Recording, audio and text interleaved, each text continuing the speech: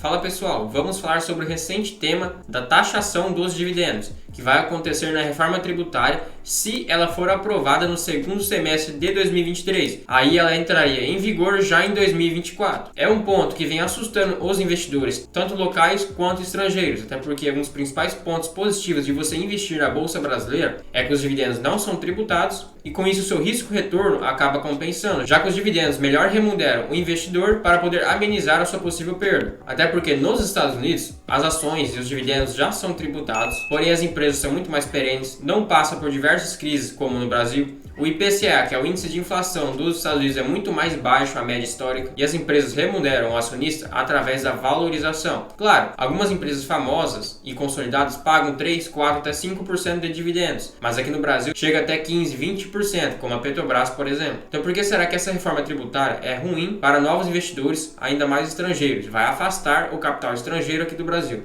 E outro ponto negativo que o Haddad quer implementar junto com a reforma tributária é o fim dos juros sobre capital próprio. Algumas empresas somente pagam esse JCP para receber esse benefício tributário. Até porque, como que funciona? Aqui na DRE da empresa, que é a demonstração do resultado, tem o seu lucro bruto, que daí você deduz as despesas com vendas, despesas administrativas e outros resultados operacionais. E logo aqui embaixo tem o lucro antes do resultado financeiro e impostos. Aqui é a parte onde a mágica acontece. Digamos que a VEG pague 100 milhões de juros sobre capital próprio para os acionistas como forma de dividendos. Esses 100 milhões vai entrar em despesas financeiras, então ele vai ser deduzido do lucro antes dos impostos. Então o imposto vai incidir tirando essa despesa financeira, então vai pagar menos imposto e vai ser um benefício tributário a longo prazo. Então esse é um ponto positivo. As empresas anexam o JCP à sua despesa financeira e pagam um imposto menor sobre o seu lucro líquido ou sobre o seu lucro antes dos impostos, que é o LIR. Então esse é um ponto muito negativo, até porque se os dividendos forem taxados, não teria problema. As empresas iriam distribuir juros sobre capital próprio, que tem esse benefício fiscal, mas ele também quer extinguir o juros sobre capital próprio, até porque o Haddad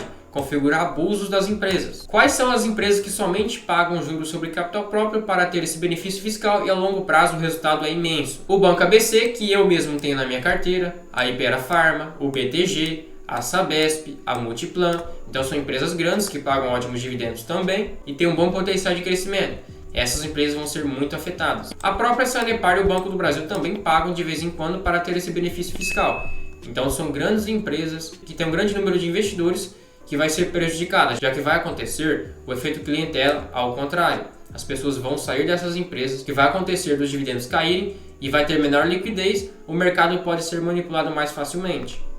Então logo de cara, se você for pegar a Apple, que é uma das ações mais famosas dos Estados Unidos, ela tem um preço sobre valor patrimonial de quase 50 vezes, o que é absurdo e não visto aqui no Brasil. As empresas têm um valor patrimonial comparado ao seu preço muito baixo, até porque as pessoas não querem correr riscos. O mercado brasileiro é extremamente volátil e a maneira mais rápida de você recompensar o acionista é com dividendos. Então se uma empresa brasileira paga um dividendo muito baixo e tem um preço sobre valor patrimonial muito alto, as pessoas fogem. A não ser a VEG, por exemplo, que é uma empresa de crescimento que fabrica motores industriais, que cresceu mais de 1000% em 10 anos, mas ela é uma exceção. A partir de algum tempo, ela vai começar a distribuir um bom dividendo, já que não vai ter para onde crescer, diferente das empresas americanas. E a Apple distribuiu 0,5% de dividendo por ano, não é por mês, então é muito baixo. E está negociado um preço sobre lucro de 31 vezes. Então as ações americanas é muito superestimada. Até porque faz jus ao seu nome. Em 5 anos, se você tivesse investido R$1.000 na Apple, você teria R$4.231 ou dólares. Então você teria um crescimento de mais de 300%, sendo uma empresa já gigante, que não tem tanto market share comparado a empresas small caps. E em 6 meses ela subiu mais de 30%. Então o mercado norte-americano é bem aquecido e muito mais sólido. Além de tudo isso, mesmo ela pagando um dividendo minúsculo, é crescente. As empresas norte-americanas crescem seus dividendos acompanhado da inflação e dos seus lucros. Então você poderia retirar todo o seu valor de dividendos que você recebe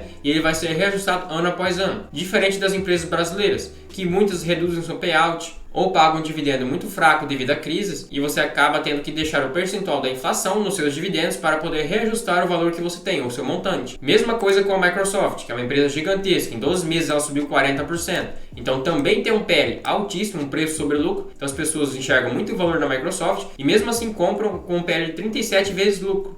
Já o preço sobre o valor patrimonial é 13,2. Empresas brasileiras que estão nesse PVP, as pessoas correm fora também e pagam um dividend yield de 0,7%. É minúsculo, mas compensa com a valorização. Então $1.000 há 5 anos atrás teriam rendido $3.520. Recompensa o acionista com a valorização. O retorno do investimento em Microsoft em 10 anos seria 1.247%. Isso já sendo uma empresa multibilionária que está presente em todos os países do mundo, ou quase todos. Então, mesmo sendo uma empresa muito grande, ela cresce muito ainda. Até porque ela retém o seu lucro, não distribui em forma de dividendos e usa para crescer. E outro exemplo, novamente, seus dividendos são crescentes e as pessoas podem retirar para usar esses dividendos, que não vai ser afetado o seu poder de compra. Mesma coisa da Tesla, que subiu 20% em 12 meses e tem um preço sobre valor patrimonial de 18 vezes. Então as pessoas pagam caro por empresas nos Estados Unidos, mesmo não tendo um bom desconto, como no Brasil.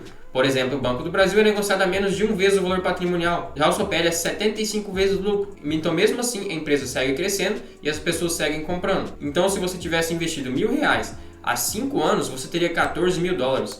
1.300% de crescimento, é absurdo. Sendo que ela chegou a bater $345. E no passado estava custando quase $20. É muito crescimento. Nem a VEG, que é uma das maiores empresas da Bolsa Brasileira, uma empresa de crescimento que não distribui um payout elevado, não distribui bons dividendos, cresce dessa forma em 5 anos. O principal polo, o principal mercado aquecido do mundo de ações, de empresas, é o mercado norte-americano. Então não tem como você competir com esse mercado. Então se os dividendos brasileiros forem taxados, as pessoas vão migrar para o mercado norte-americano, porque as empresas vão reter os seus lucros para crescer aqui no Brasil. Essa estratégia de crescimento é um pouco arriscada no Brasil, já que as empresas não têm certa perenidade, igual no mercado norte-americano. Um fato que contribui com a ideia é, por exemplo, a Petrobras, que representa um risco embutido muito grande. Paga um dividend yield muito alto para recompensar o acionista e retirar o seu valor investido logo, para evitar futuras percas. Quem comprou em 2021 com os dividendos que recebeu em 2022, 2023 e 2021, provavelmente retirou todo o seu valor investido, amenizando o seu risco, já que em 2015 ela chegou a ser cotada a 0,34 vezes o seu valor patrimonial, então é muito baixo. Estava com 34% do seu valor comparado ao valor contábil, mesmo sendo a maior empresa do Brasil e uma empresa estatal no ramo de petróleo,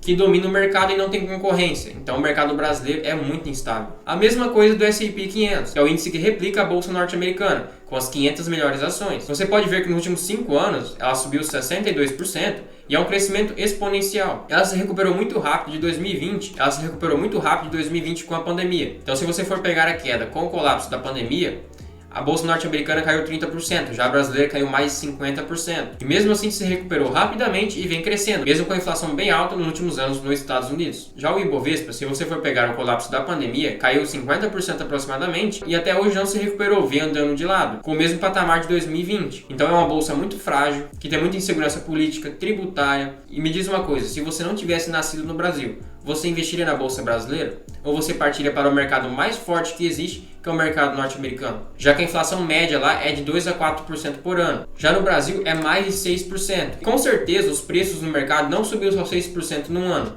Subiu 20, 30% nos bens essenciais. Então a cesta básica que eles usam para calcular a inflação é muito fora da realidade do Brasil. Agora, só para efeito de comparação com vocês, olha o desempenho da Bolsa Brasileira comparado à Bolsa Norte-Americana, o índice de Small Caps, o IPCA e o CDI. O Ibovespa em 10 anos teve uma rentabilidade de 146%.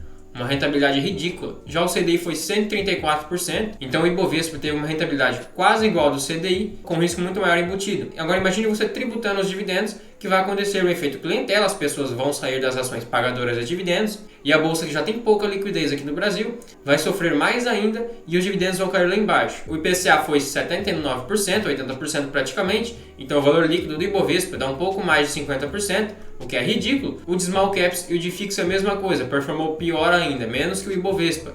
Já o IVBB11, que seria basicamente o ETF que replica o S&P 500, que é a bolsa norte-americana, teve uma rentabilidade de 454% em 10 anos. Então é uma rentabilidade 2,5 vezes superior do que a bolsa brasileira, e mesmo com o atrativo dos dividendos altos, a bolsa brasileira ficou para trás.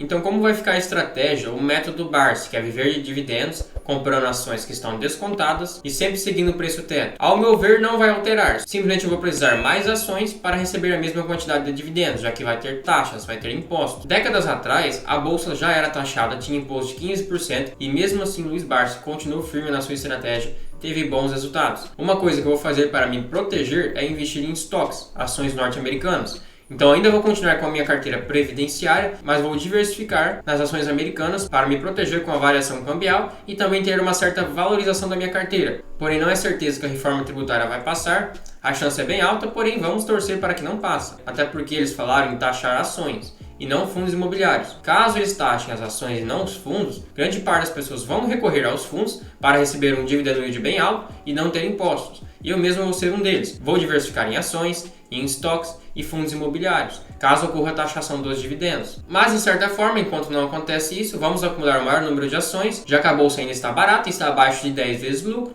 e você consegue aproveitar oportunidades. A bolsa acima de 20 vezes lucro, como diz o Mira Invest, já está ficando cara, você tem que diminuir os seus aportes e aumentar a renda fixa para fazer um caixa. Então, por enquanto não tenho caixa, vou aportando nas ações que estão abaixo do meu preço teto, como o Klabin, que o meu preço teto é R$ 4,50, como o Vale, que é R$ 75, e como o Taurus, que é 15. E também estou pensando em aportar em BB Seguridade, que meu preço teto é R$ 33 e está por volta de R$ 30 hoje.